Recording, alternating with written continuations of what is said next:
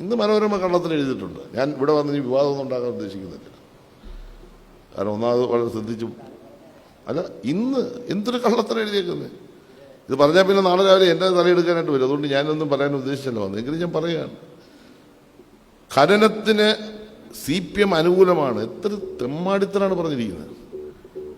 ഖനനം സംബന്ധിച്ച് ഇന്ത്യയിൽ ആദ്യമായി ഒരു രാഷ്ട്രീയ നിലപാടെടുത്ത ഒരേ ഒരു പാർട്ടിയുള്ളൂ. ആ പാർട്ടിയുടെ പേരാണ് CPIM. ഞാൻ ഉറപ്പിച്ചു പറയുന്നത്. കാരണം ആ മേഖലയെ പ്രവർത്തിക്കുന്ന ഒരു മന്ത്രിയാണ്. ഈ സാംസ്കാരിക വകുപ്പ് പറഞ്ഞുകൊണ്ട് ഫിഷറീസിന്റെ കാര്യം ഭാവിച്ചിട്ടുണ്ടെങ്കിൽ വിട്ടുപോയി. ഞങ്ങൾ ശക്തമായ നിലപാടല്ലേ എടുത്തത്. കൊല്ലത്താണ് ഖനനം നടത്താൻ പോകുന്നത്. എത്രായിരം ക്യൂബിക് മീറ്റർ മണ്ണാണെന്നും പറഞ്ഞ് ധാതുക്കൾ അടിച്ചുകൊണ്ട് പോകാനല്ലേ ഈ ഊടാലം നടത്തിയത്. ഇന്ത്യൻ പാർലമെന്റിൽ ഇത് സംബന്ധിച്ചൊരു അക്ഷരം ഇവിടുത്തെ UDF MP പറഞ്ഞിട്ടുണ്ടോ? ഒന്ന് എഴുതി കാണിയത്. കേരളത്തിൽ ഞങ്ങൾ ഫിഷറീസ് വകുപ്പ്, നമ്മുടെ വ്യവസായ വകുപ്പ് മുഴുവൻ ഇതുമായി വിളിച്ച യോഗങ്ങളിൽ പോയി പങ്കെടുത്ത് ഒരു കാരണവശാലും പറ്റില്ല, ഞങ്ങൾ സമരം ചെയ്യും. നമ്മുടെ സംഘടന CITU അതിശക്തമായ സമരരംഗത്ത് നിൽക്കുന്നു. നിയമസഭയിൽ ഞാൻ മുന്നണിയുടെ ഗവൺമെന്റിന്റെ നിലപാട് പറഞ്ഞു. അതല്ലേ എൻ്റെ പാർട്ടിയുടെ നിലപാട്. വ്യവസായ മന്ത്രി രാജീവ് നിലപാട് പറഞ്ഞു. അതല്ലേ ഞങ്ങളുടെ നിലപാട്.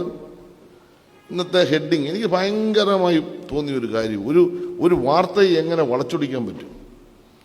എന്തൊരു കള്ളത്തരമാണ് ആ മാധ്യമം എന്ന് പറഞ്ഞത്. എന്തൊരു കള്ളത്തരം. എഴുതാവോ 2 ലക്ഷം രൂപ ഇവിടെ ചവറയിലെ കേമമാർ കൊടുത്തുന്നു. അവർ 10 പൈസ കൊടുത്തില്ലെന്ന് ഞാൻ കേട്ടോ.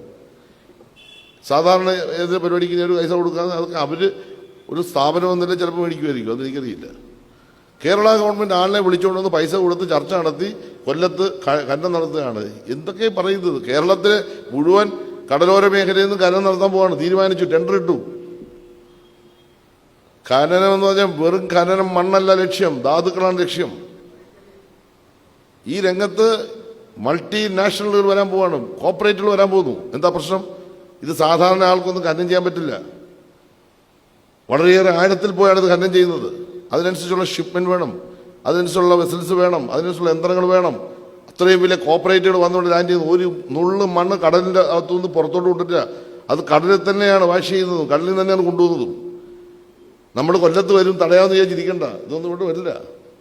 അത്ര ആസൂത്രിതമായി ഒരു ഗവൺമെൻറ് ഒരു രാജ്യത്തിൻ്റെ പല ഭാഗങ്ങളിലും നടത്തുന്ന കൊള്ളയടിയെ CPM പോലൊരു പാർട്ടി അനുകൂലിക്കുന്നു. ഞങ്ങളിതുവരെ അനങ്ങിയില്ല എന്ന് പറഞ്ഞിട്ടൊരു കള്ളവാർത്ത ഇന്ന് കൊടുത്തു. ഞാൻ പറഞ്ഞ മാധ്യമങ്ങളുടെ അവസ്ഥ വിശദീകരിക്കുന്നില്ല.